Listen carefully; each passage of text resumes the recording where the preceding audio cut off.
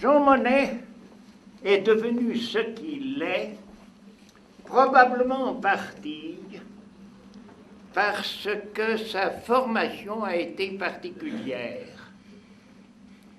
Il n'est pas arrivé jusqu'au bachot, ce qui ne veut pas dire qu'il n'était pas supérieurement intelligent, mais il étouffait un peu à l'école et le régent intelligent, quand il le sentait un peu nerveux, lui disait « Allez vous promener dans les ceps de vigne ». Sa mère lui a donné une éducation très stricte et sévère. Le père était plus poète. La mère était le bois qui retient le cep de vigne. Le père était le cep qui tourne autour du bois. C'était une belle combinaison. À cette époque, à Cognac, il n'y avait pas d'hôtel. Les agents et les acheteurs venant du monde entier logeaient à la maison, partageaient la table d'hôtes, les enfants se taisaient et écoutaient, et ils écoutaient le monde qui venait à eux. À 16 ans, Jean est envoyé à Londres, la ville universelle, et il découvre à travers Londres l'univers notamment anglo-saxon. Quand il rentre, la guerre est déclarée. Il a eu l'occasion d'observer sur les ports de la Manche l'encombrement et le chaos des navires qui rentrent vides et l'énorme déperdition découlant de l'inorganisation du trafic maritime. Son premier propos à son père, « Père, nous allons perdre la guerre ». Les Allemands foncent vers Paris, ils font une guerre. Les Anglais et les Français font chacun leur guerre. Il faut changer ça. Mais Jean, pour cela on a des généraux, on a des ministres. J'ai confiance en eux. Jean, voilà ce que je vois. Le résultat, on va perdre la guerre. Alors l'avocat de la famille s'appelait Maître Bénon. Il entendait ces propos de ce jeune homme et impressionné, il a dit « Je vous conduis à Viviani, réfugié avec le gouvernement français à Bordeaux, au moment où la force de frappe allemande s'avançait de plus en plus dangereusement. »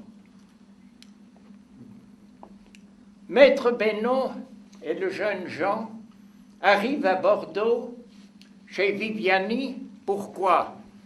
Chez Viviani, parce que Viviani, avocat, était un collègue, avocat de Maître Bénon. Et le dialogue s'engage. Viviani avait appris ce jour la nouvelle de la mort de ses deux fils sur le front. Et Jean Monnet donne son explication. Viviani à Jean Monnet, donnez-moi une preuve de ce que vous avancez. Monsieur le Président, regardez les prix de l'avoine.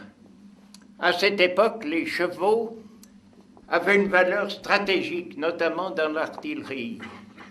Les Anglais et les Français achètent chacun de leur côté l'avoine, les prix explosent. Il faut organiser un achat commun. Viviani, il faut voir tout de suite Clémentel, ministre de la guerre.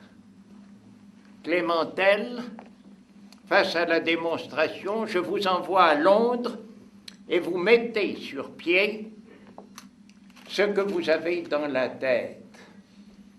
Et lorsque, le 9 novembre 100 ans plus tard, nous avons assisté à Paris, sous l'égide de François Mitterrand, à l'entrée de Monet au Panthéon, a éclaté, s'est manifesté dans la bouche du président ce portrait extraordinaire que vous retrouvez dans le cahier rouge qui vous a été remis hier soir de Monet. Il a 26 ans. Il ne représente rien. Quel est le mystère de ce jeune homme qui a accès au grand? Ce n'est pas courant d'avoir un passeport vers les grands. Il a accès parce que c'est un homme de méditation qui apporte au grand, au moment de la difficulté, le projet de solution de la difficulté. Et de l'un à l'autre, ce jeune homme va accomplir beaucoup de choses. La guerre se déroule, elle est terrible. Voici les ruines de Douai. Jean Monnet sur les ruines de Douai. Voici en 17 la guerre sous-marine à outrance, qui va déclencher l'entrée en guerre des États-Unis.